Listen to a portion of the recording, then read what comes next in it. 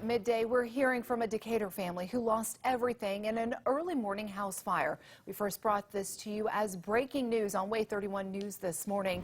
Decatur firefighters responded to the home on Clearview Street around 4:30 this morning. Thank you for joining us at midday. I'm Marie Waxel.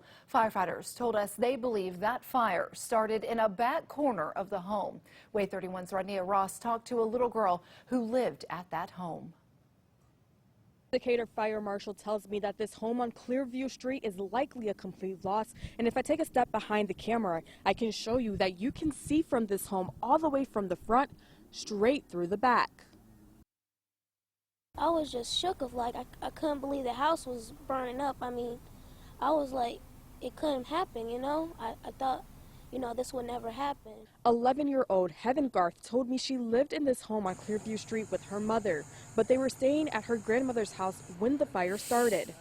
My grandma was saying, the house is burning up, the house is burning up. Heaven, her mother Brooke, and her grandmother made their way to the home, which they found destroyed. When Engine 5 got on scene, they said that the house was fully engulfed and flames were coming through the roof.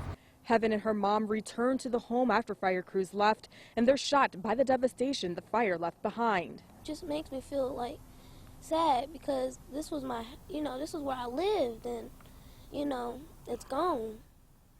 But even though they lost all of their belongings, Heaven tells me she's grateful they weren't home.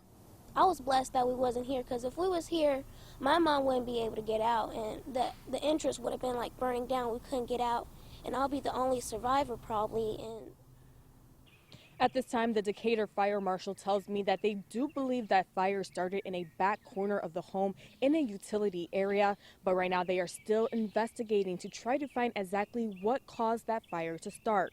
Reporting in Decatur, Rodnea Ross, WAAY 31 News. Again, no one was home when that fire started and no injuries have been reported.